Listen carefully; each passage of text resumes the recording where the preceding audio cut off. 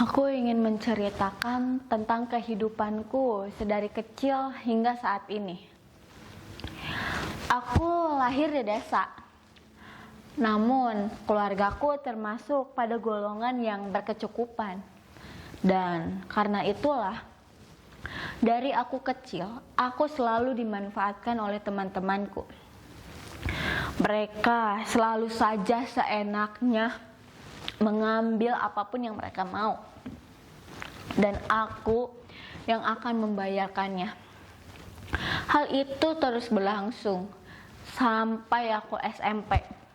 Saat lulus SMP, aku dan keluargaku pindah ke kota karena pekerjaan bapakku pun yang mengharuskannya untuk pindah ke kota.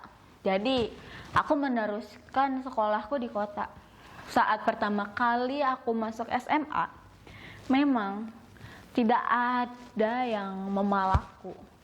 Namun anehnya, mereka itu gak suka banget sama orang kampung kayak aku. Karena katanya orang kampung kayak aku tuh udah kampungan, norak lagi. Jadi alhasil aku pun gak pernah punya temen di SMA.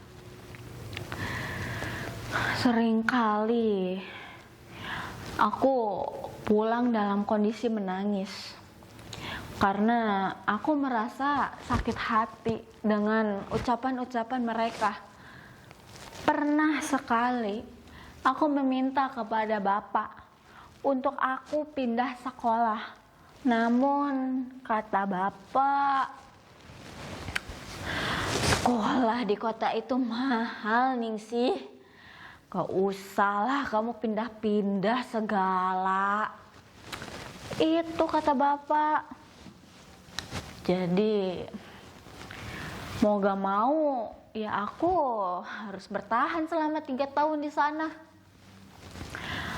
Terus pas udah lulus SMA, rasanya senang banget karena akhirnya aku bisa bebas dari mereka.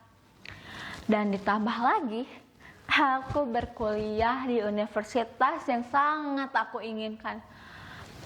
Dan juga aku berhasil masuk universitas itu karena beasiswa yang aku dapatkan dengan kerja keras. Dari awal aku berkuliah, aku berusaha keras untuk menyembunyikan identitasku agar tidak ada satupun orang yang tahu kalau aku ini orang kampung. Perlahan-lahan aku mulai belajar gimana caranya bergaul, bagaimana cara mereka berpakaian. Aku juga perlahan-lahan mulai membeli barang-barang yang mahal, baju-baju branded kayak mereka.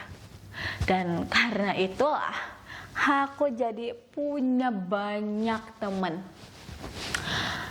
Namun suatu hari, saat aku dan beberapa teman-temanku sedang berkumpul, aku melihat salah satu temanku berlari dari kejauhan. Aku melihat tatapannya seperti jijik saat melihatku. Saat dia sudah sampai, dia mulai menceritakan apa yang dia tahu. Dia bilang kalau dia itu sedang membantu dosen untuk mencatat biodata siswa yang akan mengikuti lomba puisi. Dan karena aku salah satu peserta dari lomba itu, dia pun tahu kalau aku dari desa. Dia pun memberitahunya kepada yang lain. Mendengar itu, aku pun merasa sangat marah. Aku benar-benar sangat ingin memukulnya. Aku ingin menjambak rambutnya. Namun sebelum aku bisa melakukan itu, aku melihat tatap depan teman-teman yang lain. Mereka menatapku dengan tatapan yang menyudutkan. Melihat itu, aku pun hanya diam membeku melihat mereka perlahan menjauh dariku. Namun, aku berusaha mengacuhkan hal itu.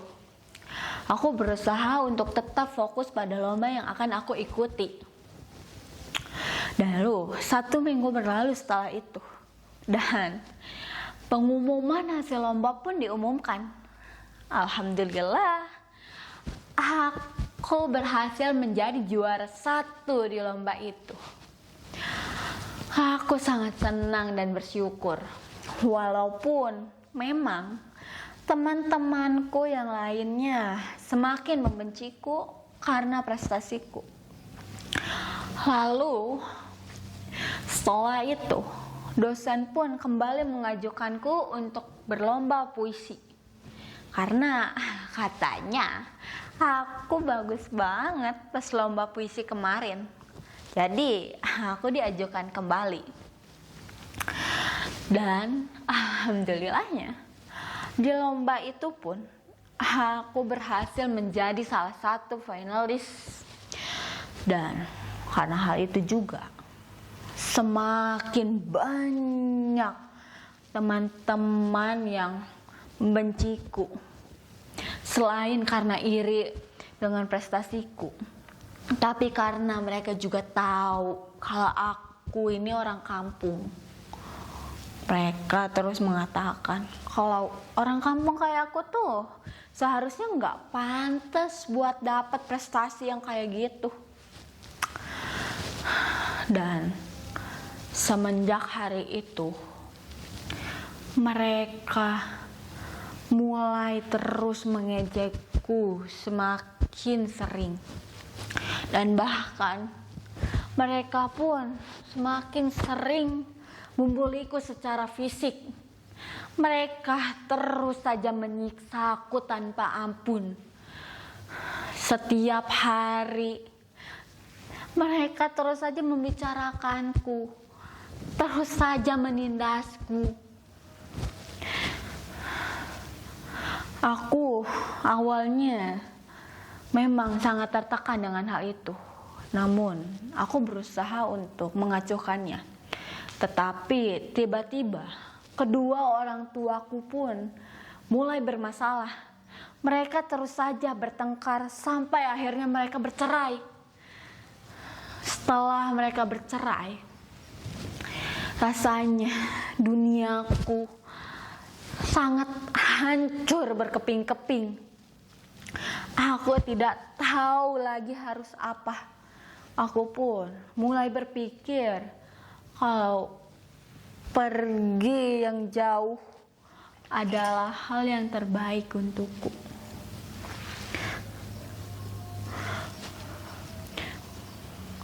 Tapi sebelum aku melakukannya, tiba-tiba dari belakang teman-temanku meneriaki namaku.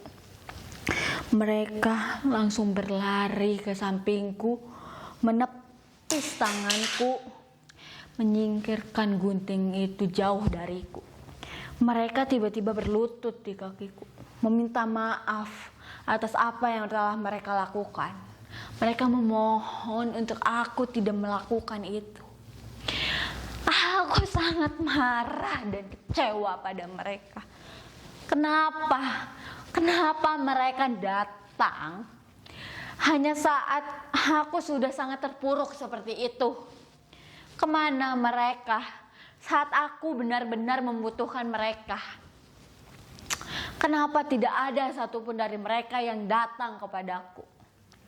Namun, mendengar perkataan mereka, permintaan maaf mereka, hatiku pun mulai meluluh.